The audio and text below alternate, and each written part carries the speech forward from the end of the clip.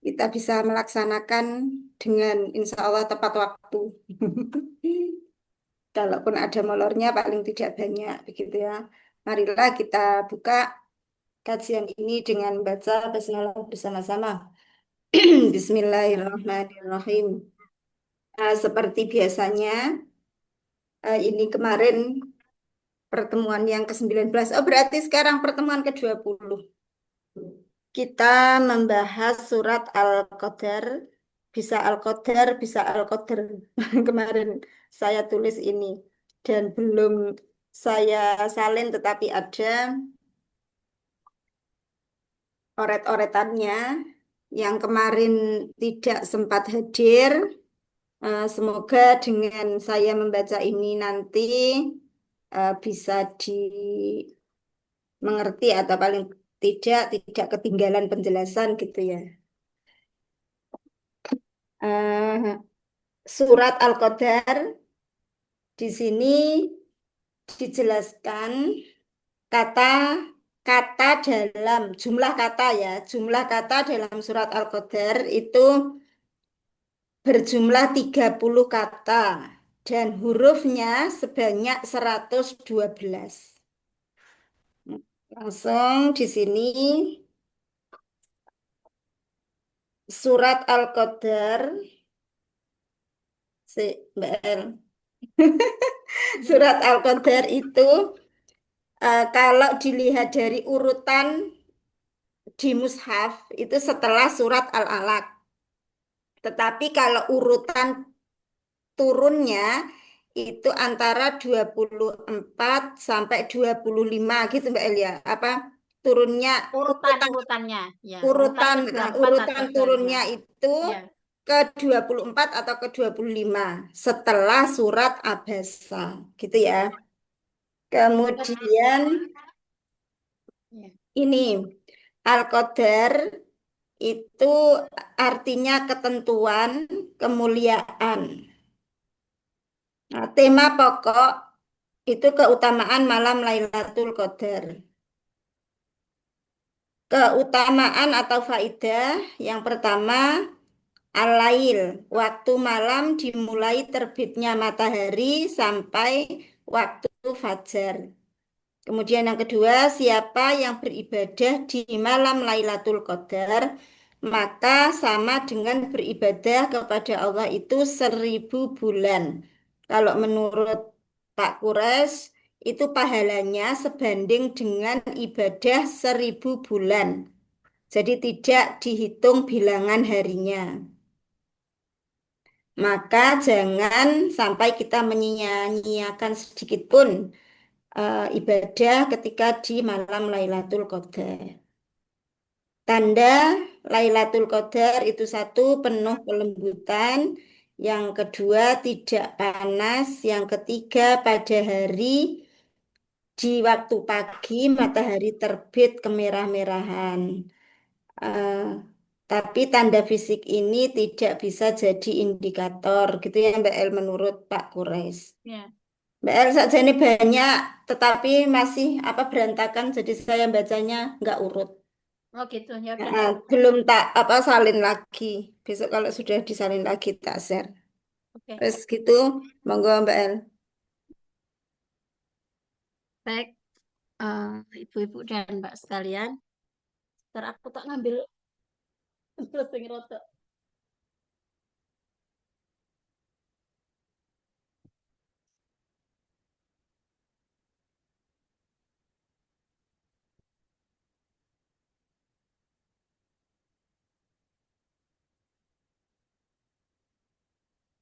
Oke, bismillahirrahmanirrahim. Assalamualaikum warahmatullahi wabarakatuh. Alhamdulillah, la haula wa la quwata illa billah amma ba'dah. Ibu-ibu yang dirahmati Allah, mbak-mbak sekalian. Alhamdulillah di tengah kesibukan kita bersama, kita punya komitmen untuk dimudahkan melanjutkan kajian Sabtu malam ya, dari kitab yang berjudul Awal Maroh At-Tadabbarul Quran. Jadi langkah awal mentadaburi Quran. Nah, karena kitab tersebut sangat singkat, ya, sekali lagi saya sampaikan sehingga kami mencoba untuk merangkum juga dari beberapa kitab yang lain, ya, sebagai pelengkap, ya, dari materi yang kita bahas dari waktu ke waktu. Oke, Bismillahirrahmanirrahim. Tadi Mbak Reni sudah membacakan surat Al-Qadr. Nah, malam ini kita akan lanjutkan surat Al-Alaq sebelum kita masuk pada uh, membaca kitab, sekaligus nanti juga ada materi pelengkap, materi tambahan. Kita bahas dulu surat Al-Alaq ayat 1 sampai 5 yang ini menjadi kesepakatan ulama sebagai ayat yang pertama kali turun. Ya, jadi di malam Ramadan Nabi Muhammad kala itu sedang bertahanus atau berdiam diri di Gua Hiro itu, ya. Lalu kemudian Jibril datang dengan mengajarkan Nabi untuk membaca Iqra.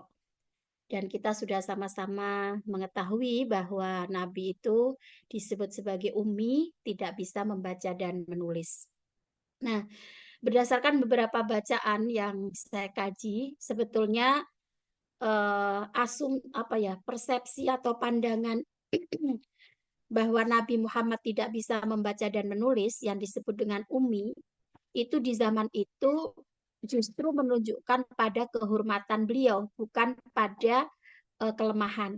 Kalau sekarang ya kita mungkin melihat orang ya bisa kita katakan dia iliterasi gitu ya. Jadi tidak apa istilahnya non literate atau apa bahasanya ya. Tidak tidak punya literasi gitu, maksudnya tidak bisa membaca, tidak bisa menulis. Itu kan mungkin kalau dalam pandangan kita masa kini itu hina gitu. Tapi dalam tradisi Arab Mekah kala itu justru karena orang hafalannya sangat kuat, dan kalau dia bisa membaca dan menulis itu malah dianggap dia tidak kuat hafalannya. Berarti dia kurang cerdas lah kira-kira begitu. Nah, jadi itu yang perlu kita luruskan ya, bahwa Nabi dikatakan sebagai ummi, tidak bisa membaca, tidak menulis itu bukan menunjukkan pada kelemahan dan kehinaan Nabi, tapi justru itu adalah mengangkat kemuliaan Nabi ya, dalam tradisi masyarakat Arab kala itu yang sangat kuat hafalannya. Nah, surat Al-Alaq ini 5 ayat pertama turun itu menjadi kesepakatan ulama, turun 5 ayat pertama. Kenapa ayat itu turun ketika Nabi sedang berada di Gua Hira? Berada di Gua Hira, sedang menyendiri begitu ya. Karena Nabi itu uh, uh, sudah terbawa sebagai orang pilihan gitu ya. Berasal dari suku mulia, suku Quraisy yang tidak betah gitu melihat kemungkaran-kemungkaran yang eh, terjadi di masyarakat Mekah kala itu. Nah, ketika sudah disiapkan menjadi nabi inilah ya, Nabi Muhammad itu disebutkan hubbiba ilayal khola katanya. Jadi nabi itu memang suka menyendiri gitu. Nggak suka ikut kerumunan-kerumunan masyarakat Arab kala itu yang ya maaf ya, ada yang mabuk, ada yang judi, ada yang menyembah berhala dan lain-lain ya. Nah, Nabi itu dijauhkan dari itu. Itu ketika disiapkan Muhammad akan menjadi nabi itu. Nah, lalu yang kedua ada penyiapan ya, penyiapan bukan persiapan, maksudnya nabi itu disiapkan untuk menjadi nabi itu dengan ada istilahnya ar-ru'yah as-shadiqah fin-naum. Jadi mimpi-mimpinya itu selalu jadi kenyataan.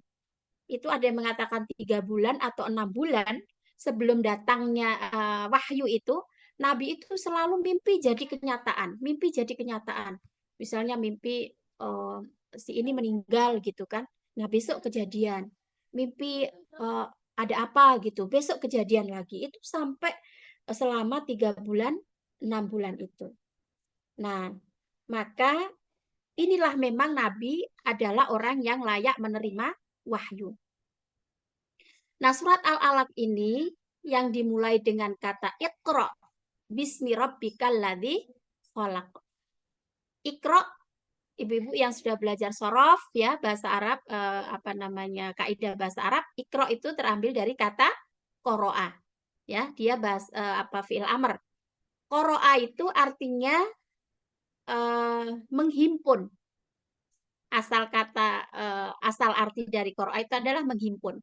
Maksudnya gimana menghimpun itu? Menghimpun untuk menjadi kata, menghimpun huruf-huruf untuk menjadi kata yang bisa dipahami. Nah, misalnya saya bilang apa ya? Gelas gitu, misalnya ini. Gelas. Gelas ini kan kalau dia tersusun dari huruf G, E, L, A, S. Ibu-ibu paham? Tapi kalau misalnya itu saya balik S, L, G. Nah, kalau LG nanti jadinya plat angkot. Apa namanya? Nomor angkot ya. Nah, dan lain sebagainya. Jadi ikro itu artinya adalah dari kata koroa yang artinya menghimpun huruf-huruf untuk menjadi kata yang bisa dipahami. Peristiwa itu yang sudah sama-sama mafhum kita ketahui ketika Nabi di Gua Hira ya, lalu kemudian datang malaikat Jibril mengatakan Iqra ya Muhammad, lalu Nabi mengatakan ma'a Nabi Qori'in, aku itu tidak bisa membaca sampai 3 kali, lalu kemudian Jibril memeluk ya, memeluk lalu mengajarkan Iqra bismi rabbikal ladzi khalaq. Nah, kita juga sudah sama-sama mengetahui bahwa surat Al-Alaq ini, 5 ayat ini adalah menjadi dasar bahwa tradisi membaca dan menulis itu menjadi satu apa namanya anjuran ya yang harus dilakukan oleh umat Islam.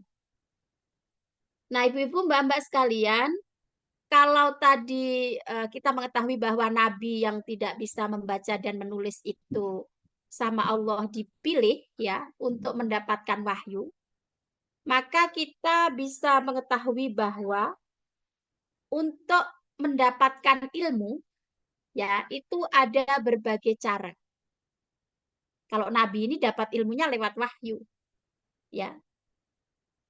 Mendapatkan ilmu itu setidaknya ada 3 cara. Yang pertama dengan panca indera atau diistilahkan dengan al-hissiyah atau mahsusat.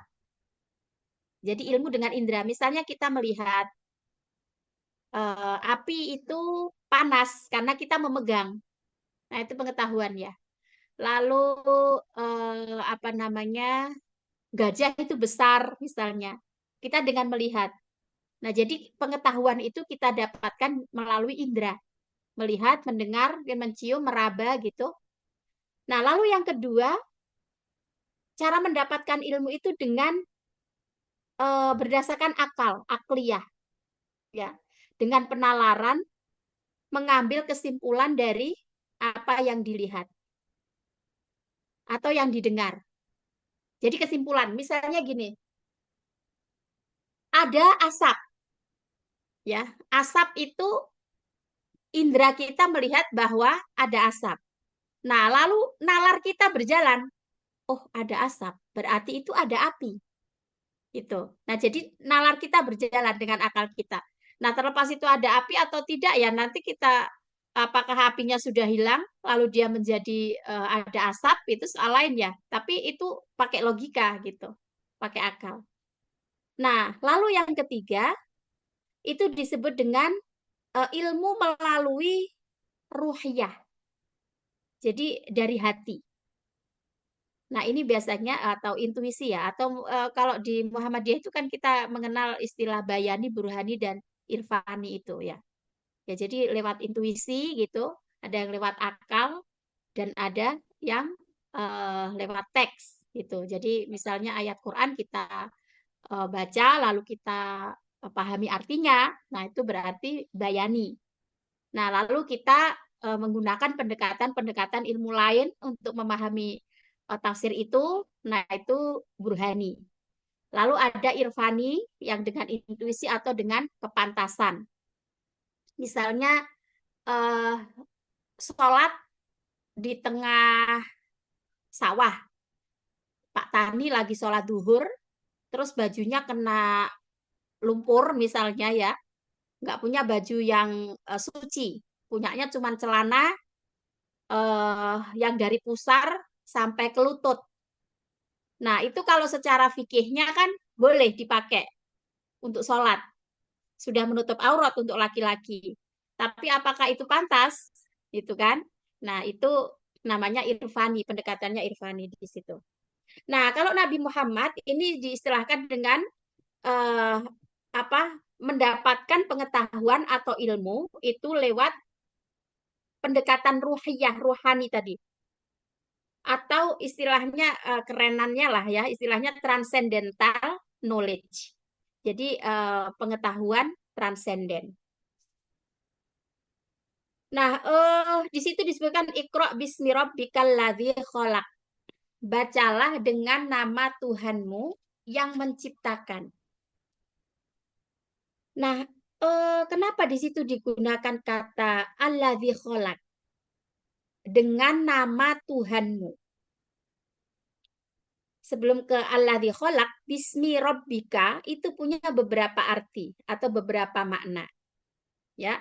Bismi rabbika itu bisa berarti untuk membaca ayat-ayat Allah yang kauliyah maupun kauniyah, ayat alam itu ya.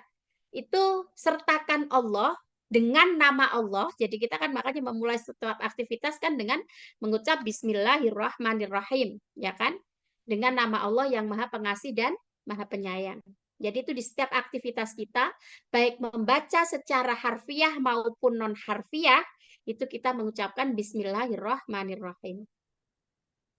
Nah, lalu yang kedua, apa dari wahyu yang diturunnya? Itu makna dari bismi itu tadi.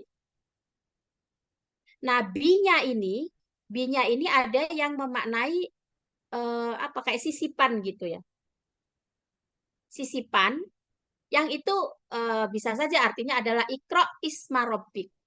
Bacalah nama Tuhanmu. Tuh. Tapi ada yang mengartikan memang dengan menggunakan bi. Nabi itu maknanya adalah dengan itu bisa berarti dengan pertolongan Tuhanmu gitu. Karena sejatinya kita tanpa pertolongan Allah, kita juga tidak akan bisa mendapatkan ilmu pengetahuan. Nah, ada juga yang memanai kata bi itu dengan fi. Fi itu artinya dalam, ya, di dalam. Jadi, bacalah di dalam nama Tuhanmu. Nah, lalu di situ disebutkan Iqra bismi rabbikal ladzi khalaq. Kenapa ya digunakan nama Tuhanmu terus frase kata itu, frase kalimat itu dengan menggunakan yang menciptakan. Kok tidak misalnya bacalah dengan nama Tuhanmu yang mengajarkan, kan tidak gitu ya. Tapi yang menciptakan. Nah, ini menurut ahli tafsir, karena orang Quraisy kala itu, orang-orang di Mekah itu, menyembah berhala kan tidak bisa menciptakan. Itu. Jadi mereka apa namanya menyembah benda yang tidak menciptakan mereka. Nah, ini untuk membedakan bahwa Islam ini hadir untuk membangkitkan semangat literasi, kira-kira gitu ya, dengan membaca. Nah, membaca itu jangan lupa sertakan nama Tuhanmu yang menciptakan. Ya, jadi Tuhannya umat Islam ini berbeda dengan Tuhannya masyarakat jahiliyah kayak kala itu yang nggak bisa menciptakan, gitu. Nah, maka kalau kita misalnya baca cerita tentang Nabi Ibrahim ya misalnya, itu kan kalau kita baca di sepanjang surat As-Saffat itu, kan itu terjadi dialog dengan apa namanya dengan kaumnya ketika gimana itu? Waqala inni dzahibun ila rabbi sayahdin rabbi habli minas sholihin. Sebelum itu ya. Jadi wa inna min syi'atihi la Ibrahim idz ja'a rabbahu biqalbin salim idz qala li abihi wa qaumihi ma ta'budun. Eh, atau yang madza ta'budun itu terus ada aifkan alihatan dunallahi turidun. Fama dzannukum birabbil alamin. Panadhara nadratan fin nujum faqala inni sakim. Sampai Nabi Ibrahim itu pura-pura sakit ya karena sama kaumnya diajak untuk menyembah berhala. Nah, yang membedakan di sini digunakan frase alladzi khalaq yang menciptakan ya bukan Allah di alam gitu kan, bukan yang mengajarkan padahal kan membaca itu kan kaitannya dengan pembelajaran gitu. Tapi di situ digunakan yang menciptakan.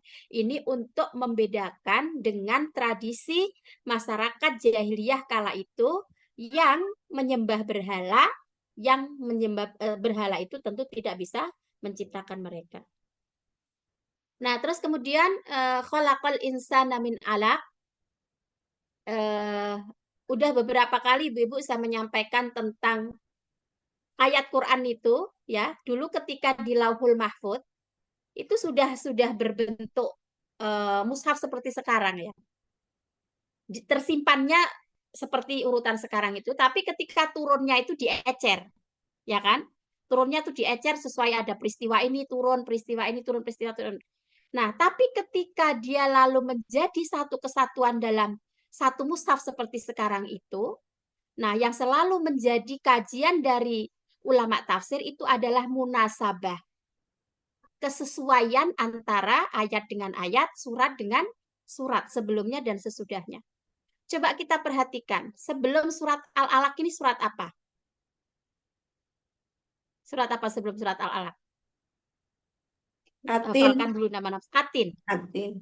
Nah, di surat Atin itu kan ada gimana itu? Laqad khalaqnal insana Insana nabi fi ahsani ahsani taqwim. takwin. Sesungguhnya kami menciptakan manusia dalam sebaik-baik bentuk. Nah, kemudian di surat Al-Alaq ini disebutkan alladzi Khalaqal khalaqal insana insana min min alaq. alaq. Kalau di Atin itu disebutkan manusia itu diciptakan dalam sebaik-baik bentuk dan rupa. Yang di surat Al-Alaq ini dikatakan Allah menciptakan manusia dari alaq. Ibu-ibu dan bapak sekalian, alaq itu setidaknya punya 3 arti. Yang pertama, pertemuan kemarin saya sudah membahas ya, yang menjadikan Maurice Bucaille masuk Islam, karena di situ dia mengkaji surat Al-Alaq. Alaq itu berarti menggantung. Ya, berarti menggantung. Nah, nanti gimana kaitannya dengan zigot atau ovum atau apalah ya, apa manusia ilmu embriologi itulah ya. Nah, jadi alak itu yang pertama punya arti menggantung. Lalu yang kedua, alak itu bisa berarti lintah. Lintah itu tahu ya, Bu ya? Sing biasa nempel kadang di didik, kadang di kamar mandi ada. Itu kan menghisap. Nah, itu kata alak ya. Khalaqal insana min alaq. Nah, lalu yang ketiga berarti segumpal darah. Nah, lalu apa keterkaitan 3 arti dari alaq ini? Yang pertama berarti menggantung, yang kedua berarti lintah yang menghisap darah gitu. Yang ketiga, khalaqal insana min alaq itu kalau memang diterjemahkan artinya menciptakan manusia dari segumpal darah. Nah, ternyata ini ditemukan dalam studi embriologi ya, ilmu tentang apa namanya proses penciptaan manusia itu bahwa keadaan zigot di dalam rahim itu memang menggantung dan mirip seperti lintah. Nah, itu yang apa bentuknya itu persis seperti lintah. Nah, lalu apalagi makna dari khalaqal insana min alaq? Kalau tadi insan diciptakan sebaik-baik bentuk, Yang ini ingin menegaskan bahwa meskipun demikian manusia itu pada dasarnya adalah lemah. Karena dia pasti bergantung dengan orang lain. Nggak mungkin kita ini di dunia ini nggak pernah butuh orang, nggak mungkin. Jadi pasti ada ketergantungan kita dengan orang lain. Nah, itu justru menunjukkan kelemahan manusia. Secara bentuk Allah ciptakan dengan sebaik-baiknya, dengan sesempurna-sempurnanya, tetapi manusia juga punya kekurangan. Di antaranya adalah tidak bisa tidak tergantung pada orang lain atau pada makhluk lain. Nah, lalu eh, manusia itu, ya itu tadi, di samping juga menggantung itu ya nempel gitu loh. Jadi nempel ke orang lain gitu. Dalam artian tidak bisa melakukan apa-apa sendiri.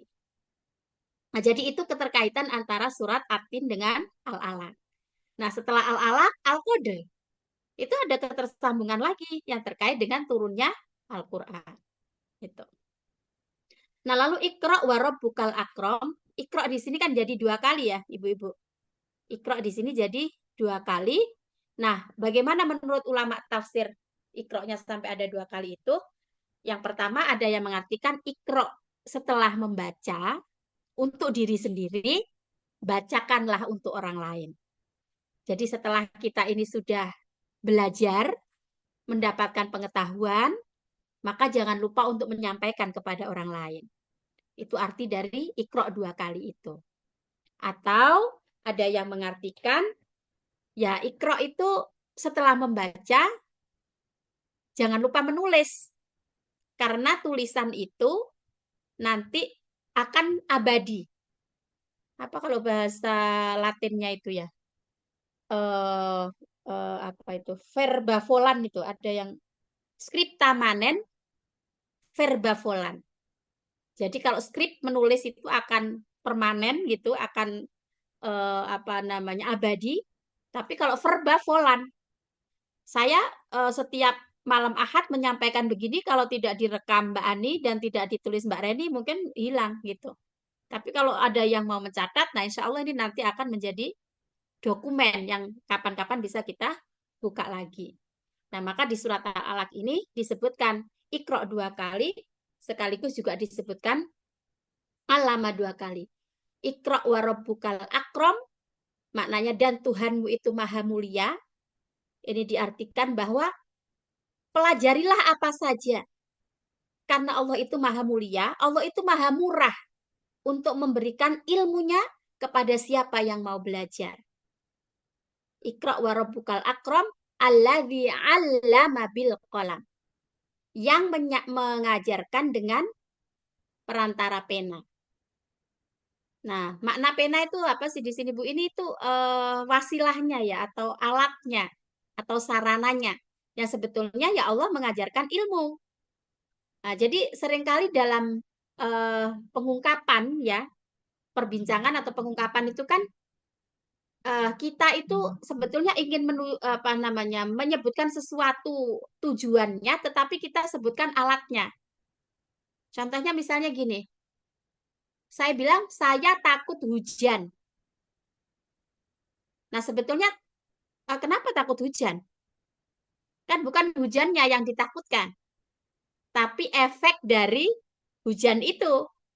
Misalnya ya takut apa namanya masuk angin, misalnya kan, takut kedinginan. Kalau hujannya aja kan ya nggak bikin takut gitu kan. Nah, begitu juga dengan kata alladzi 'allama bil qalam. Di sini menurut ahli tafsir adalah digunakan alatnya itu karena ada makna dari alat tersebut, yaitu pengetahuan. Ya, yang mengajarkan pengetahuan. Allamal insana ma lam ya'lam, mengajarkan manusia apa yang tidak diketahui. Awalu ma khalaqallah. Nah, ini ada hadis ya, Bu, yang mengatakan awalu ma khalaqallahu al-qalam. Konon makhluk yang pertama kali diciptakan oleh Allah itu adalah pena. Karena dengan pena itu nanti Allah akan mencatat kodok kodar kita gitu. Ya, tuh makhluk semuanya di dunia ini. Nah, ini nanti insya Allah kita akan mengkaji tiga hal di samping ini tadi untuk tambahan. lalu nanti kita akan membaca apa namanya kitabnya, dan setelah membaca kitab nanti kita akan lanjutkan di PowerPoint yang tadi sama Mbak Reni sudah di-share. Ada yang ingin apa namanya apa istilahnya?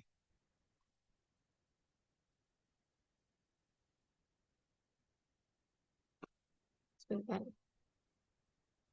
Awal marah. Serinya gimana? Nah ini istaknya ini lebih cepat ternyata ya.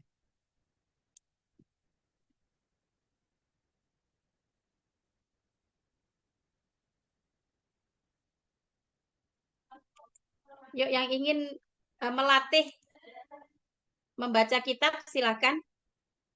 Siapa boleh raise hand supaya nggak saya terus. Ini Alain.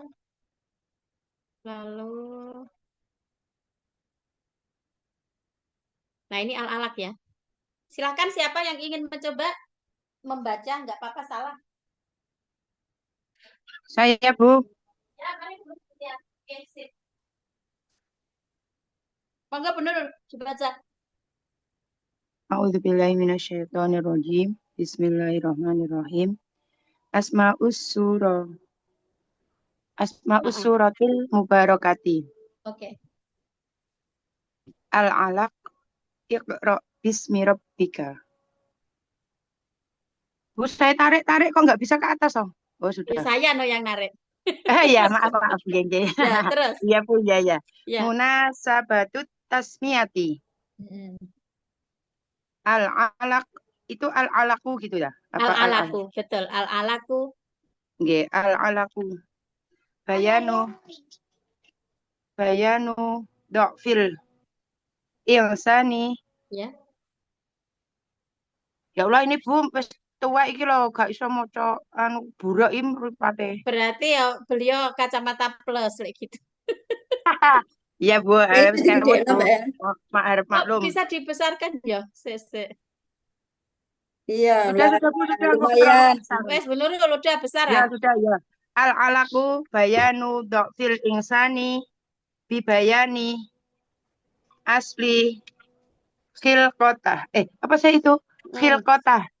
Hilko, dia mudhof Khilqah. ilaih lagi. Oh, khilqotihi. Ah, bagus. Oh, pinter Bu Nurul. Lanjut, Bu. Ya Allah, alhamdulillah, ya Allah, masya Allah, tabarakallah. Iqra Ayo. bismi rabbika li'anna Allah ta'ala iftataha Mm-mm. iftataha surati biha. Suratan Sudah, Bu? no, Oh suratan no ya dia Allah, mafhum. ya. Nggih, Mm. iftataha surata biha. Oke, udah sampai situ dulu ya. Nggih, alhamdulillah, Monggo nggih, kalau mau matur diterjemah suwun. Bu Nurul. Wah, Jadi surah Al-Alaq ini dia makiyah ya. nggih, Jumlah dari ayatnya Mekah. 19. Nah, Nggih, Bu, tapi ini sudah, Bu. tadi kita membahas 5 dulu karena itu yang Nggih. apa namanya pertama kali turun itu. Oke. Nah, dia nama surat ini adalah Al-Alaq ya. Terus Iqra bis Mirobika. Nah, lalu apa relevansi penamaannya, Bu Nurul? Apa Bu? Itu al-alaq Al-Alaq. bayanu. Nggih, al-alaqu bayanu dokfil insani Mm-mm. menjelaskan manusia Mm-mm. bibayani asli khilqatihi. Bu Elaja, Bu, mohon maaf saya Oke, kurang. ya seperti Nggih, bacanya udah matur betul, suwun, nggih. bacanya udah betul. Nggih, matur suwun, Nah, matur jadi ini suwun tadi gitu. yang sudah saya bahas ya. Jadi alak ini kan artinya segumpal darah, artinya adalah lintah, artinya adalah sesuatu yang menempel. Nah, ini kita temukan relevansi dengan di kitab ini. Bayanu dha'fil insani bibayani asli khilqatihi. Jadi ini menjelaskan tentang lemahnya manusia. Dha'fun itu kan artinya lemah ya. Lemahnya manusia dengan menjelaskan tentang asal muasal penciptaan manusia. Itu ya kan diciptakan dari segumpal darah. kalau kita baca di Al-Mu'minun itu kan dibacakan dari apa? Dari apa? Mudghah, dari alaqah, dari nutfah, ya kan? Nutfah, mana urutannya itu? Nutfah dulu atau mudghah atau alaqah gitu kan? Nah, fakasaunal idhama lahma dan seterusnya itu. Jadi ini dengan disebutkan istilahnya gini, bahan baku manusia yang itu sebetulnya menunjukkan pada lemahnya manusia gitu. Dengan Allah menyebutkan bahwa manusia itu diciptakan dari segumpal darah, ini untuk menunjukkan bahwa manusia itu meskipun adalah makhluk yang sempurna, yang sebaik-baik bentuk, tapi coba kita renungkan proses penciptaan manusia itu dari hal yang apa namanya ya lemah ini tadi ya, dengan lemah itu tadi alam. Nah, Iqra bismi rabbik, kenapa disebut dengan Iqra bismi rabbik? Karena Allah memulai surat dengan kata tersebut. Oke, selanjutnya siapa? Mbak Yuan. Mbak Oke, Yuan. Oke. Bismillahirrahmanirrahim. Mbak, kok lali sih? Ini al-mahur ya, Mbak ya? Al-Muhawwar. Al-Muhawwar. Muhawwar Al-muhawar itu ya, artinya apa ya? Kayak tema lah, pembahasan gitu. tema ya. Pembahasan. Kan hiwar itu kan artinya kan perbincangan kan Heeh. atau pembahasan. Iya. Jadi al-muhawwarur ro'isi Iya, betul. Iya. lisurati Iya. afdalu ma yarfa'u wa yanfa'ul insana il apa ya? Ilmal akhirati ya. Mm-mm. Ya, Eh, afdol artinya. afdalu keutamaan Mm-mm. apa yang meninggikan dan Mm-mm. bermanfaatnya manusia itu adalah ilmu akhirat. Betul. Betul, ya. Jadi sesuatu yang mengangkat derajat manusia, ya, dan menjadikan manfaat itu adalah ilmu akhirat. Ya, jadi sih di sini mungkin ingin mengatakan bahwa ilmu apapun yang kita pelajari itu manfaat, itu. Tapi akan lebih berarti lagi, lebih bermanfaat lagi, akan mengangkat derajat kita lagi kalau yang kita pelajari itu ilmu akhirat gitu. Jadi makanya ya dengan nama Tuhanmu itu tadi kita belajar ilmu apa saja ya bagus. Mau ilmu nuklir, mau ilmu kedokteran, mau ilmu apa semua bagus itu. Tapi jangan lupa untuk bahwa pengetahuan akhirat itu juga perlu. Ya, bukan hanya perlu ya, tapi di sini dikatakan ini yang akan mengangkat derajat kita dan akan membawa sebaik-baik manfaat untuk itu adalah ilmu akhirat itu. Karena di sini ada kata afdol. Ya, jadi semulianya ilmu yang mengangkat derajat manusia ya dan yang uh, utama kebermanfaatannya gitu itu adalah ilmu akhirat itu. Oke, Mbak Yuan mau lanjut atau ada yang lain yang ingin Monggo. mencoba? Siapa yang bersuara? Monggo kalau mau lanjut. Boleh, boleh lanjut Mbak Yuan, lanjut dulu boleh. Fawaidu wa ifu haula suratil mubarakati. Ya. Faidah dan toif itu apa Mbak? Toifah. Latoif itu Latoif. lutfun itu kan Oh, artinya kelembutan. kelembutan atau ya maknanya itu rahasia gitu kan. Rahasia itu kan Oh, lembut kan. Satu yang oh tidak nampak rahasia. itu. Jadi faidah dan rahasia Heeh, heeh. eh, seputar surah Mubarakah. Surat yang diberkahi. Ya, Mbak. Mm-mm. Awalu ma nazzala 'alan nabi sallallahu alaihi wasallam. Iqra. Fanahnu umatun al-qari'atu wal ilmi. Eh, benar. Aku harokat akhirnya itu loh, Mbak. Iya. Fanahnu ummatun al-qari'atu wal ilmu ya, Mbak ya. Nah, umatul kiroati. Oh, ini idofa ya. Nah, Umatul idofah kiroati ya. wal ilmi. Eh, Heeh. Surat ini pertama kali turun kepada Nabi Muhammad Mm. SAW. Mm. Iqra. Mm. Maka kita sebagai Mm. umat yang membaca dan berilmu ya. Ya, Waqad terus waqad syarafanallah waqad syarafanallah ta'ala. wahu Allahnya Allahu sebagai fa'il. Allah sebagai fa'il. Mm-mm. Waqad syarafanallahu ta'ala bil Mm-mm. wahyi Mm-mm. alladzi huwa Mm-mm. mun, munsya'a apa ini, Mbak? Munsya'a Mansyaun mansya'un wa wa as aslul ulumi wa Heeh, aslul ulumi fi heeh, fit ad-dunya dunya. dunya wal akhirati. Heeh. Gimana mengartikannya? Dan sungguh Heeh, kok memuliakan betul. dengan wahyu Nah, memuliakan siapa? Nabi Muhammad Sallallahu Kami, Alaihi Wasallam. kami kan di situ Oh, nah. Nayon ya. Kan bukan syarofahu tapi Oh iya. syarofana. Memuliakan kami Heeh, dengan wahyu heeh, yang heeh. Allah mansya itu artinya apa, Mbak? Mansya Mansya. itu kayak fondasi atau dasar gitu loh, Mbak. Tempat tumbuh kan. Di Untuk dasar. huanya ini balik ke Balik ke eh, wahyu, balik ke balik ke wahyu. wahyu. Alladzi huwa yang mana wahyu itu Ya. mansyaun menjadi tempat tumbuh Fondasi atau landasan, fondasi, dasar gitu.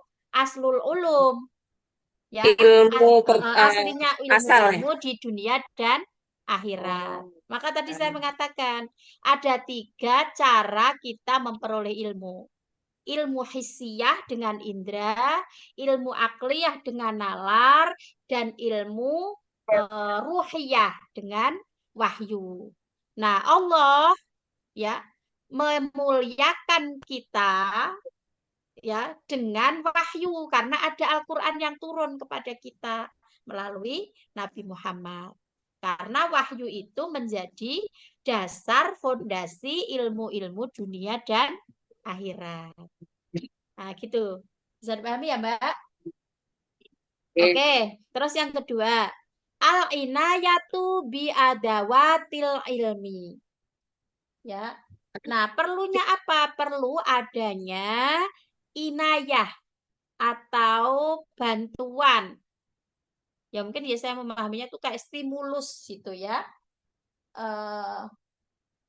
Alat-alat untuk memperoleh ilmu itu. Jadi perlu ada fasilitas, perlu ada media gitu kan untuk memperoleh ilmu itu.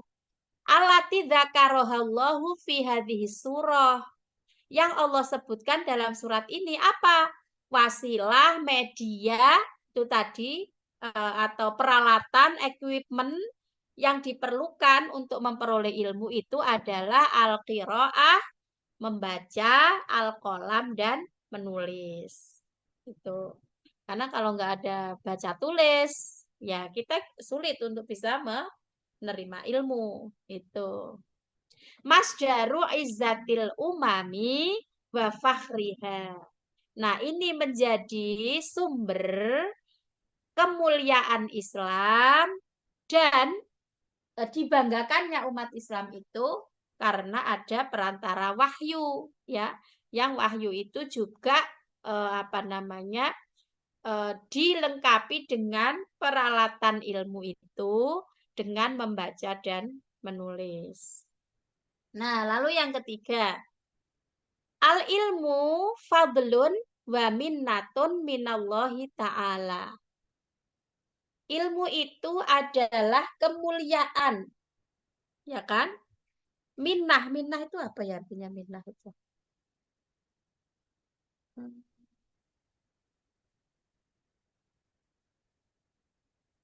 Minnah itu apa? Nanti saya cari saya kok nggak seberapa tahu minnah itu. Ini kita skip dulu saya nggak tahu Pemberian artinya kan. minnah. Siapa yang bisa nyari di kamus? Biasanya saya kalau ada yang nyarikan minnatun. Nanti saya Bukan cari ya. pemberian ya Bu Ella. Kalau pemberian itu manah Kan manah ya. Al-Mannan Maha Pemberi. Iya betul, betul. Iya, iya Bu dari kata manna yamunu itu. Karunia ya. Heeh. Iya, Manna karunia. yamunu itu artinya karunia. Heeh. Jadi pemberian dari Allah. Al ilmu fadlun, ilmu itu adalah karunia dan pemberian dari Allah. yastadillu bihi alaihi subhanahu, yang menjadi dalil gitu ya, wa yusta'anu bihi ala taatihi, dan akan apa namanya, menjadi penolong untuk ketaatannya. Ya maksudnya itu kita perlu ketaatan pada Allah itu ya harus dengan ilmu gitu. Maka kan ada istilah eh, apa namanya, ibadah pun harus dengan ilmu gitu. Wa naf'in nas, dan akan memberi manfaat pada manusia. Faman istakmalahu fi ghairi hadza faqad tagha. Siapa yang menggunakan ilmu atau pengetahuan tadi selain untuk apa namanya, membuktikan keberadaan Allah, kira-kira gitu ya. Ini yastadilu bi alaihi subhanahu, itu menjadi dengan ilmu itu, maka itu menjadi bukti keberadaan Allah gitu, supaya kita makin mendekatkan diri pada Allah gitu. Wa yusta'anu bihi ala taatihi, dan dengan ilmu itu juga kita akan dimudahkan, akan dibantu eh, pada ketaatan pada Allah gitu. Dan juga memberi manfaat pada manusia. Nah, maka siapa yang menggunakan ilmu ini selain pada tidak untuk menjadikan dalil untuk dekat pada Allah, tidak menjadikan sebagai sarana untuk taat pada Allah, tidak juga menjadikan ilmu itu bisa dimanfaatkan manusia, maka dia disebut dengan togho. Maka kan di ayat berikutnya itu kan disebutkan setelah alamal insana malam ya'lam, itu kan, kala innal insana layatgho. Nah, togho itu artinya apa ya? Melampaui batas ya, ya. Apa di situ artinya togho itu? Ya togho itu bangkang gitu ya, bangkang, atau ya kalau saya sih membahasakan kebangetan gitulah, melampaui batas gitu. Nah, ibu-ibu dan teman-teman, karena eh, apa namanya, surat Al-Alaq ini sebetulnya terbagi pada dua dua part ya. Dua part itu, yang 5 ayat pertama itu di awal turun. Nah, lalu yang ayat berikutnya 6 sampai ke 19 itu kan turunnya jauh setelah itu. Maka biasanya kalau dalam pembahasan surat Al-Alaq ini akan dibagi pada 2 episode gitu untuk pembahasannya. Meskipun seperti yang sudah sering saya sampaikan, munasabah atau keserasian ayat itu akan selalu kita dapatkan gitu. Nah, supaya apa namanya, eh, ayat ini nanti kita perlu pembahasan yang lebih panjang lagi dari ayat 6 sampai seterusnya. Nah, insya Allah nanti di pertemuan berikutnya. Ada sedikit waktu, mungkin izinkan saya untuk sedikit berbagi share, sedikit berbagi share ya, share itu berbagi sih artinya. Di file yang tadi sudah di share Mbak Reni tadi ya, ini saya punya sedikit PowerPoint yang berkaitan dengan bagaimana sikap kita terhadap Quran. Ya, coba cari dulu. Ada di, sebentar. Apa tadi judulnya, apa mau tuh?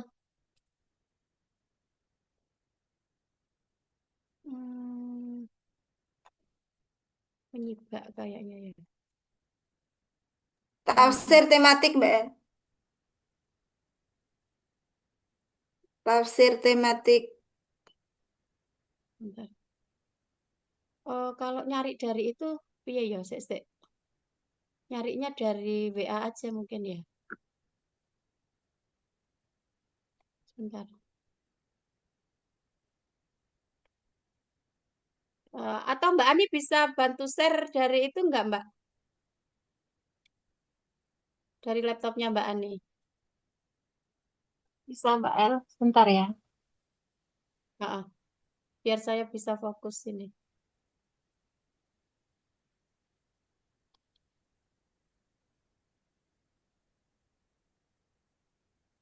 Tapi kalau nggak bisa, mungkin saya bisa. Ini soalnya udah kadang tertutup ininya.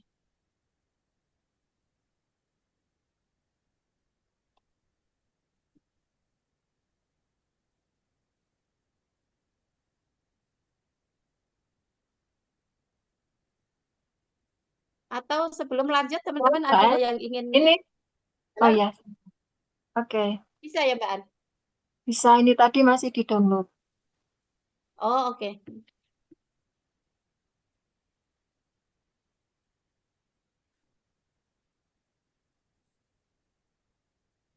Oke baik. Eh ya Mbak Ani bisa ngelanjutkan ke ini ya. Baik Ibu-ibu dan teman-teman, ini sedikit renungan sih ya. Bagaimana sikap kita pada Quran. Ini ada berarti aku bisa Halaman berapa Mbak El tadi? kan ini dulu Mbak yang gambar-gambar itu. Ini kalau di-share 2 orang ya nggak bisa ya. Nggak ini loh, kalau kita melihat gambar ini kan cukup terharu kita ya.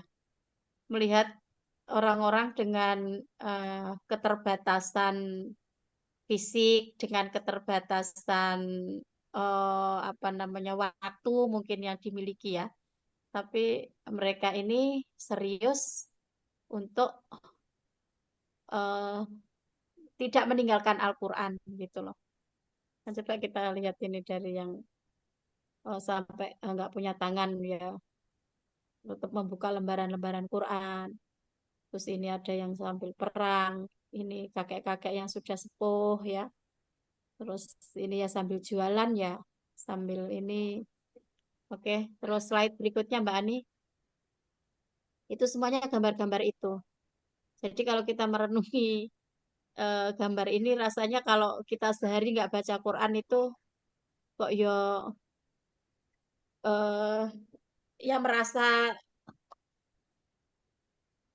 tercubit diri sendiri gitu ya. Nah ini kita lihat ada kakek yang seperti ini. Kemudian itu di Afrika itu ada satu daerah ya namanya Singkrit atau apa itu saya belum Singkrit atau apa itu eh, apa daerah yang banyak menghasilkan penghafal-penghafal Quran. Karena padahal mereka ini tradisi baca tulisnya masih seperti yang kita lihat di kiri itu. Jadi cara menghafalnya itu dengan ini syukur dia sudah ada Quran ya yang dia tulis itu kan. Ada yang di satu tradisi mereka itu ustadznya ya, gurunya itu mentalkin gitu membaca, lalu dia menulis. Nah, nanti setelah itu dia membaca kalau sudah hafal, disetor lalu itu dihapus itu. Kalau dulu zaman kecil itu ada istilahnya sabak itu ya, kita pakai sabak nulis itu dulu. Dulu kan masih pakai kapur ya, zaman saya kecil dulu kan masih pakai kapur, terus pakai papan gitu. Nah itu di Afrika itu ada satu daerah gitu ya, yang saya lupa namanya Singkrit atau apa gitu ya. Nanti coba kita browsing. Nah itu tradisi menghafalnya begitu. Nah itu justru malah kuat gitu hafalannya, karena apa namanya dengan keterbatasan fasilitas ya mereka ya karena kalau nggak cepetan dihafal nanti eh, hilang kan itu tulisannya itu gitu. Jadi maksudnya setelah diganti dengan apa yang diajarkan guru dan harus ditulis gitu. Ditulis setelah itu sudah dihafal masukkan ke memori, hafal nanti diganti lagi sama gurunya ditulis lagi begitu. Oke, berikutnya Mbak Ani. Eh, nah, disinilah Al-Quran ini eh, net ya bagi orang yang beriman itu. Maka di surat Al-Anfal itu kan wa idza dzukirallahu wajilat qulubuhum. Ketika disebut nama-nama Allah, disebut asma Allah ya, wajilat qulubuhum, hatinya itu bergetar ya. Wa idza tuliyat alaihim ayatuhu, ketika ayat-ayatnya itu dibaca, zadathum imana. Imannya bertambah kuat. Nah, coba magnet keberkahan Quran ini. Ketika kita mendengarkan saja, Allah janjikan rahmat. Ya kan? Wa idza quri'al Qur'anu fastami'u lahu wa ansitu la'allakum turhamun. Nah, apalagi kalau kita mau membaca, kemudian mentadaburi dan menghayati isinya. Lebih baik lagi kalau kita mengamalkan kandungannya, ya. Nah, nanti insya Allah di akhirat akan mendapatkan syafaat pada hari kiamat. Nah, itu hadis yang sudah sangat familiar kita dengar ya. Bunyinya apa? Iqra'ul Qur'an fa innahu ya'ti yaumal qiyamah syafi'an li ashabi. Bacalah Al-Qur'an karena nanti di akhirat Quran itu akan memberi syafaat. Oke, berikutnya Mbak Ani. Nah, Al-Quran itu tidak diragukan terdapat mukjizat di dalamnya. Ya, ada mukjizat aspek kebahasaan. Ya, nanti misalnya kita di pembahasan berikutnya itu ada antara sinonim dan antonim. Itu ternyata setelah dikaji jumlahnya sama. Misalnya di Quran itu ya penyebutannya itu sama jumlahnya itu. Lalu pemberitaan gaib, misalnya cerita tentang kemenangan Romawi atas Persia, itu yang sudah sering kita dengar.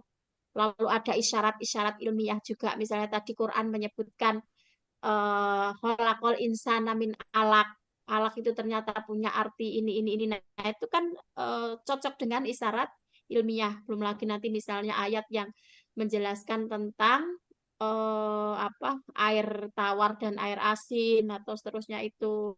Lalu tentang mumi Firaun, tentang gunung yang apa namanya konon kita melihat gunung itu seperti jalannya awan gitu kan. Gunung itu seperti berhenti dalam pandangan kita, tapi Al-Qur'an menyebutkan wahya tamur rumar sahab. Jadi gunung itu berjalan seperti jalannya awan. Nah, itu ada isyarat-isyarat ilmiah di dalamnya. Maka Al-Quran itu juga kitab, bukan kitab ilmiah, tetapi kitab yang memberi inspirasi ilmu pengetahuan. Oke, berikutnya Mbak Adi.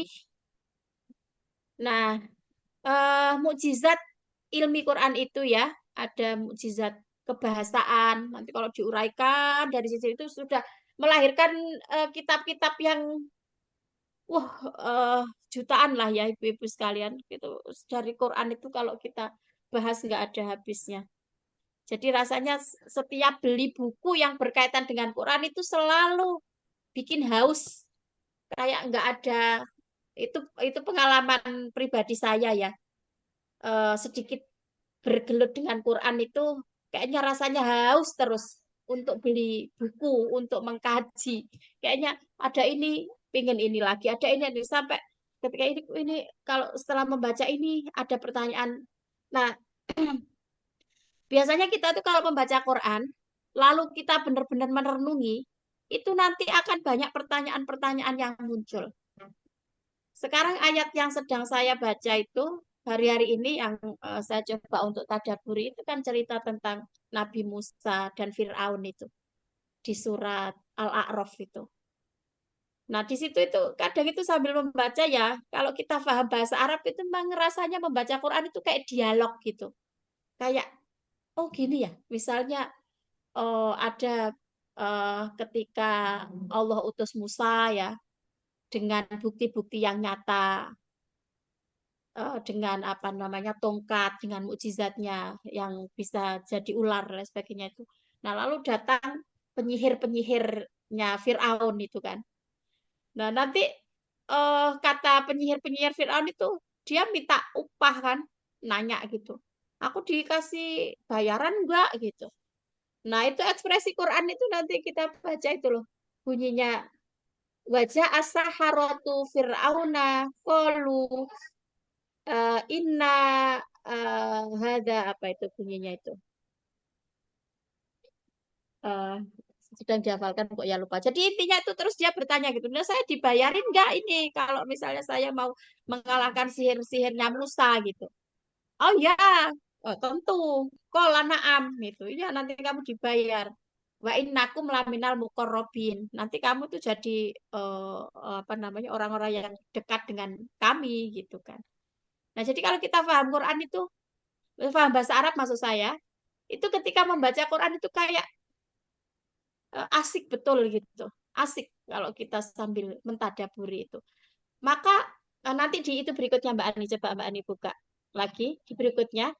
Ini ada statement yang menurut saya sangat perlu Yang mana, kita Mbak, ya? renungkan. Ya, oke. Lagi Mbak An. Ini memang mungkin nggak bisa sekali kali ya. Nah, ini ibu-ibu, mbak-mbak bisa nggak baca ini? Yang nomor, maaf, yang bawah ini yang putih, Kolal Imam atau Bari. Terlihat nggak tulisannya di situ? Kolal Imam atau Bari. Siapa yang Bu Taslimah bisa bantu baca? Kolal Imam atau Bari. Bu Tas masih di situ kah? Sebentar, Bu. Mungkin Saya Mbak ini enggak begitu kelihatan.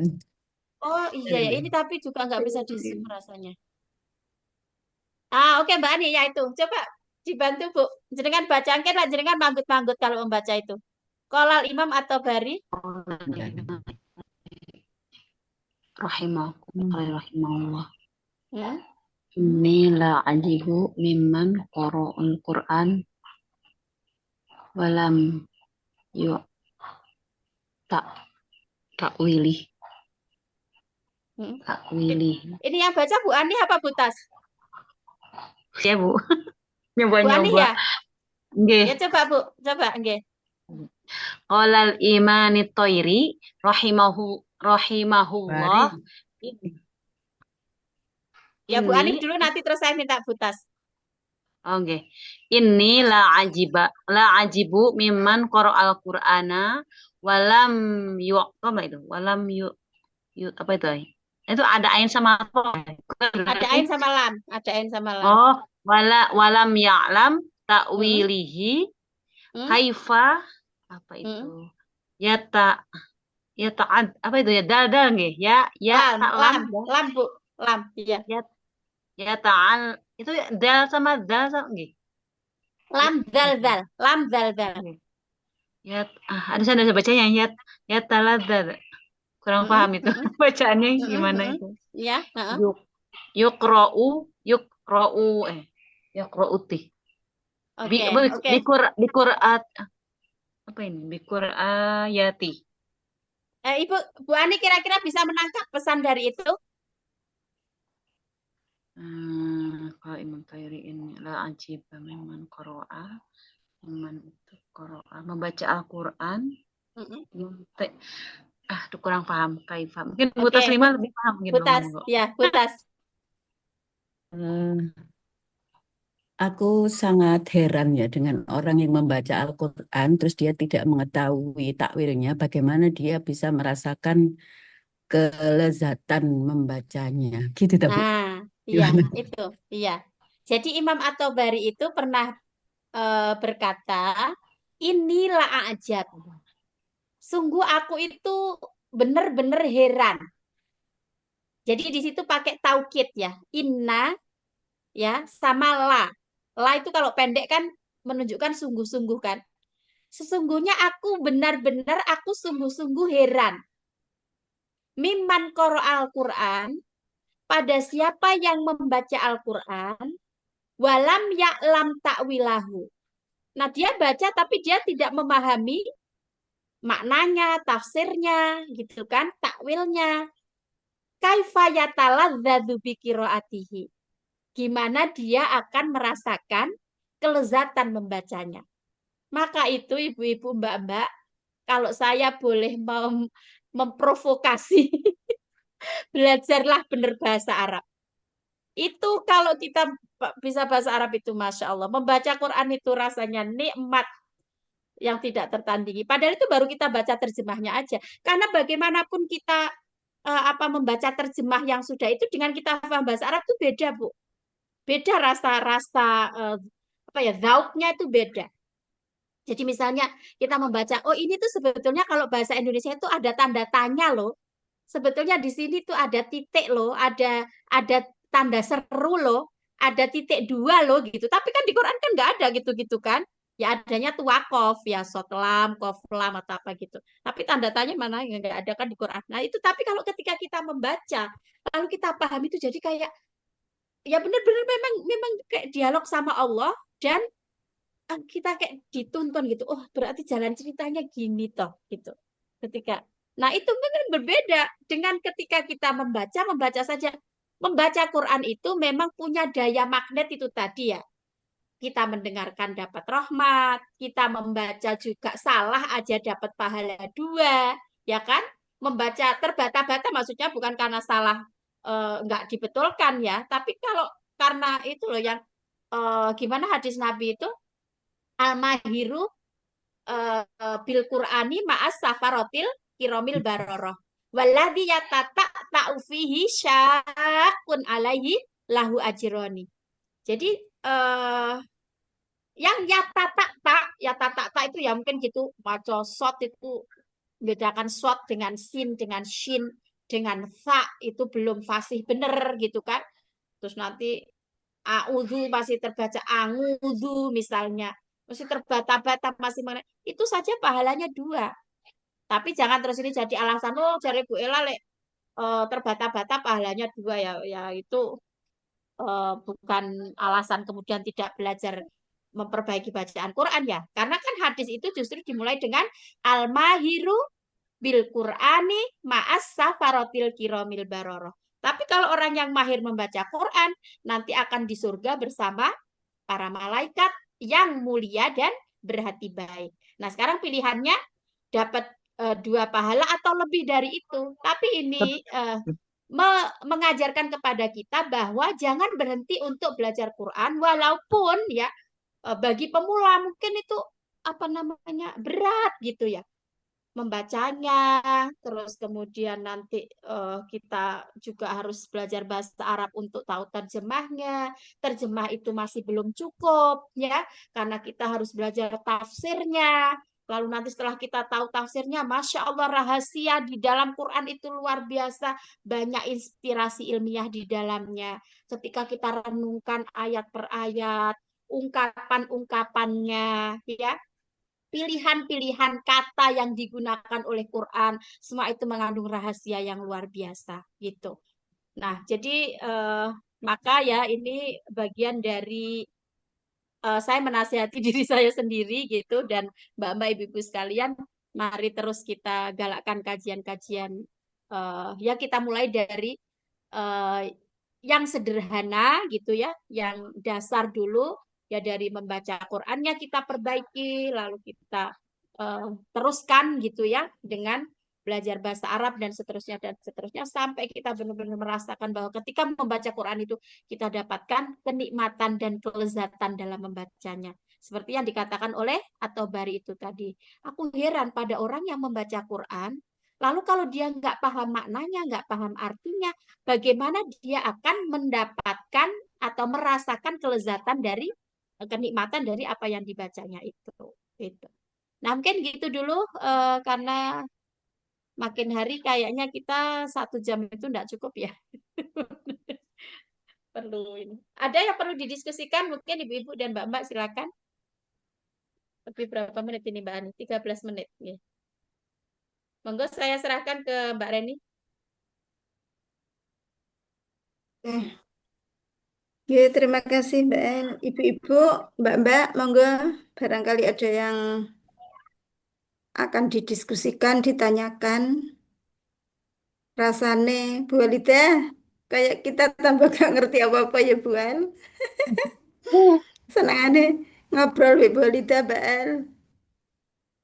Ya tidak apa-apa, yang penting tidak berhenti belajar. Terus sebetulnya dengan menghidupkan begini itu juga bagian dari saya belajar. Karena sebelum nyampaikan ya saya juga harus belajar. Nah ya, Mbak Al-Fatihah biar iso ngertekna ra iso nafsirna Bu El. Ayo Bu El, semangat Bu El. Monggo Mbak-mbak, Ibu-ibu semuanya kayak pengennya setiap hari Mbak El akhirnya belajar Iya ini. ya. Gimana kalau ada pesantren kilat Zoom? Saya ikut. Ngono ya. Ayo beneran. Bohong, Mbak. Itu Oh ya, tentang Ikut saya, Al-Quran. Bu. Kok mm-mm. Mbak Yuan tuh gak ibu-ibu, melu soalnya ada. ibu-ibu dan mbak-mbak ada kelas hari Senin jam 2 siang. Itu membaca kitab.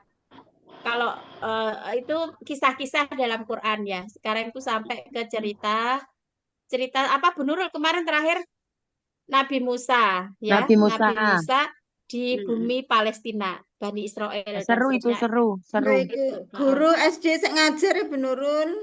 Nah, itu kalau Nek ada saya yang kan mau guru TK, gabung. sudah pulang. Lah ya, Ya nek itu guru yang saya SD bilang masih gitu. ngajar. Pokoknya mengkaji dari Quran itu aja loh, gak ono entek. Dulu tuh saya ketika saya masih belum maaf ya serius mengkaji Quran gitu. Itu dulu kalau ada orang ngomong gitu tuh saya kayak apa ya tenan ya apa tenan gitu. Tapi ketika saya apa ya ya sedikit demi sedikit mengkaji Quran itu rasanya memang kayak nggak pernah puas gitu. Kayak haus terus gitu loh. Baca buku ini ketemu buku ini, baca buku ini duh ini terus kapan teh tapi ya itu tadi Senang, Bu. kenikmatannya dari situ Iya, tambah senang. tambah seneng. Nah nanti kalau ibu-ibu makin aktif itu ya nanti bisa kita bukakan kitab-kitab yang lain. Misalnya ada kitab itu yang mungkin ada yang pernah lihat TikTok saya. Saya kan nggak aktif TikTok banget ya, tapi itu ada cuplikan-cuplikan ayat-ayat apa ya motivasi lah kira-kira gitu. Nah itu saya ambil dari salah satu kitab yang ditulis oleh ulama siapa itu jenenge orangnya dari Maroko atau dari mana itu. Nah itu juga pendek-pendek gitu. Nah ini pendekatan lain pada Quran gitu. Jadi misalnya yang saya sampaikan di TikTok itu kan dia mengambil satu ayat Quran yang menjelaskan tentang misalnya Nabi Musa meminta makan kaumnya di surat Al-Kahfi itu loh yang sering kita baca itu kan.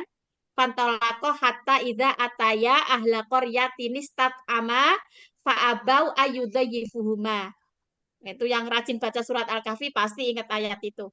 Ketika Nabi Musa datang kepada suatu kaum minta makan, nah ternyata gak direken ambek apa namanya kaumnya ambek itu kan nah itu tuh sama Adham Syarqawi penulis kitab itu bilang ya itu nabi aja loh nggak semuanya dikenal gitu kan kalau kita tuh kayaknya kalau ada orang nggak kenal kita gitu kok kayak kita kok gak roh aku sih nah, mungkin itu Baper. bagi orang-orang yang terkenal itu kalau saya sebaliknya kalau ada orang tahu saya loh kok roh aku sih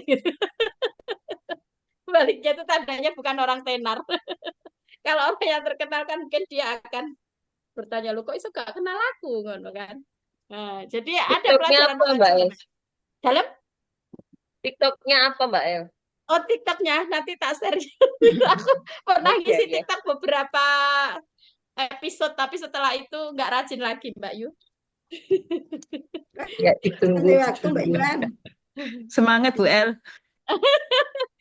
harusnya mungkin kalau ada manajemennya gitu paling ya ada yang bantu jadi Harus manajemen punya kru. Kok sing daftar monggo. nggak bisa bayari tapi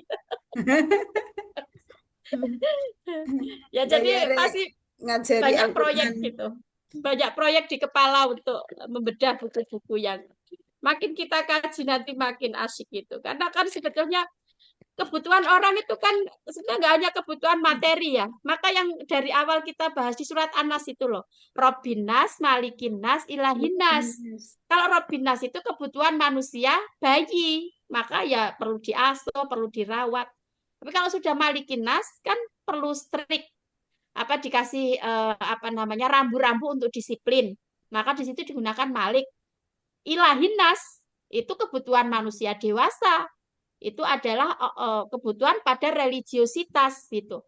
Maka saya pikir ibu-ibu yang di sini ini soal penggawean itu kan ya wis ngono kan. Ya jenenge dadi guru wis pirang puluh tahun. Terus kerja di kantor 90 tahun. Terus nek gak iso ngaji, apa gak nyempatno ngaji ngono lah eman ya. Nah, jadi ya kita bekerja untuk mencari penghidupan dunia, iya, jangan lupakan itu. Tapi ya sisihkan waktu untuk belajar akhirat gitu. Yaitu menasihati diri saya sendiri. Mbak El Oke. nggak buka kelas bahasa Arab kah? Lo ada oh kelas bahasa Arab yang dari awal ya. Ya, Nek dari awal ya siapa yang Harap Yang online, Mbak. Yang online mau, Mbak. Kelasnya Bu Hijri itu Mbak. Kelasnya Bu Hijri. Itu ada kelasnya Mbak Ijri itu loh, Mbak Ratih kalau mau ikut. Nah, itu berarti di Mbak Ijri. Nggih. Ada Itu yang online nggak, Mbak El? Online. soalnya kalau ngajar bahasa Arab itu online itu maksudnya yang tata bahasa ya Mbak Yu. Kalau tata bahasa ngajar online itu saya kok agak mungkin kurang terampil ya dalam menggunakan ini ya. Dalam Utawa Ya ya itu iku mau ikut. Mbak El sampean apa gawe YouTube ngono. iya paling ya. Tapi itu dulu Bunda Alfa itu sama Zuni siapa dulu ya pernah itu cuma Iki 2 orang 3 orang. Sundari. Selamat datang Dik Sundari. Ya wes seneng Datangnya aku. berarti pada akhirnya. Aduh, sungkan saya. Melek kayak gini. Kemarin kita punya kesepakatan yang 8 kali pertemuan tidak absen sama sekali kan dapat Door prize. door prize. Nanti nagihnya ke Reni ya. Siap, engko tak Karena dia daftar yang megang ininya, memegang apa tuh daftar hadir. absennya. Ya nanti bisa disampaikan kalau sudah 8 kali dari. Berarti kan kurang 2 kali lagi, kurang 2 kali baru 22 ya. 4 kali lagi berarti. Berarti 8 yang ketiga.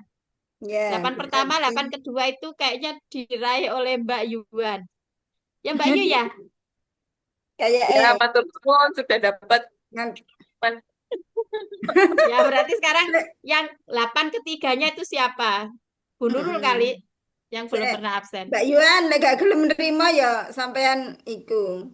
Apa? Wait kok Mbak Ren. Wis Wis dikirim. dikirim Wis kok. ta. Wis tak kirim. Oh, sudah. Tak kira gak gelem ngono ya berarti sing harus Lah, ngirim kok ke gak Ibu gelem kok. Res. Dia kok. Nggih. Nggih pun Ibu-ibu siapa saja boleh berbicara dan boleh menyampaikan. Niku nggih. Jadi salat isya-nya memang malam Ahad itu kita salat isya-nya mundur. Salat isya Tambah malam. malam tambah seru, Bu. Tambah malam Ini tambah Mbak El, seru. Pripun? Nggih. kalau apa belajar bahasa Arab untuk Quran itu saya lagi nyari-nyari ya. Ah ya, Pernah dengar tamyiz nggak Mbak? pernah ya. Tamyiz. Nah, Iya. itu tapi lama Mbak ngapal-ngapalin pakai lagu ya. Nah Saya itu tugas. anak SD Aisyah akan belajar itu, Mbak. Oh iya, saya belajarnya online tiap hari dikasih tugas nerjemahin terus Oke. tasrifnya itu. Iya, Gitu. iya. Ya, mungkin ada yang lebih ada kelas yang lebih set gitu loh Mbak, cepet gitu. Ada nggak ya? Ya bisa sih kalau yang sudah punya basic kayak Mbak Yuan itu sepertinya bisa set aja. Sampai Nah, itu cari lagi tempat nyariin ada 10 tak layani. Aku daftar. Ayo Mbak Yuan, Mbak Rate Ayo, mau. Saya daftar. Oh sebetulnya bahasa Arabnya Quran itu loh jauh lebih mudah daripada buku-buku yang ini tuh yang tak tunjukkan di rak itu. Nah, itu lebih Ya berat-berat Allah. teman. Bahasa Quran itu Masya Allah sebetulnya mudah untuk dipahami. Dipahami ya. Nah, tapi nanti kalau mau mencari rahasia terdalam lagi, ya itu lain lagi. Tapi sekilas kita bahkan termasuk untuk menghafal Quran itu sebetulnya kan mudah. Apalagi dengan paham artinya. Nggih, Bu. Nggih. Matur nuwun Bu Yus sudah bergabung. Inilah yang Nggih. namanya apa? iPhone ini siapa ya? Maksudnya mau tak Oh iya ya, yang iPhone sinten Bu mau di absen. masukkan daftar Itu Bu hadir. Hair tuh bersuara, Bu Hair mau bersuara. Ya Bu Hair. Bu Kita Hair, selesai jam 8. ayo Bu Bersuara Hair. apa, Bu? Gak ngantuk Bu, kan? lah aku aja kalau gundul nggak iso baca. Gak iso gondol ya dadian gondrong ya apa-apa. Nggak apa sudah. Ada yang membacakan kok. Ya nanti kita gantian, misalnya Mbak Yuan yang Bu Nurul atau siapa yang sudah confirm bisa bisa mengharokati gitu loh maksudnya. Yang sudah Bu Nurul itu tadi udah bagus bacaannya. Bu Anih tadi ya lumayan. Ini Kalau ada Bu siapa? Bu kalau Baroya pakarnya ya juga Bu itu. Taslimah itu pakarnya. Bu Mutom itu sudah bisa mestinya karena sudah belajar dengan Mbak Ijri. Alat Bu Lulu ya bukan iso. pakar. pakar tafsir. Aku tak Jendari, Mbak Hijau.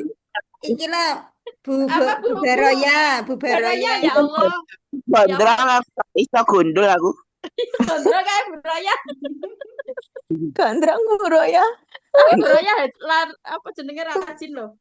Beberapa kali tak delok ana Baroya. Adang. Nggih sampun cekap. Sundari mau ngomong apa tuh Teh? Dia kangen sama kita. Iya, ayo Dek. Ngomong apa Dek? Tak tunggu. Duh, salam kangen, lama ndak muncul, Ah, menahan iya diri. tak ada. Akhirnya ndak betah juga. Koyoke gak lama tok deh. Luang masuk kali. Kayak Kok iso Mbak lho? Ratih, kayak elek menang tak ya Rasundari gitu. Kira betah. Betah-betahan ambek sing nge-share.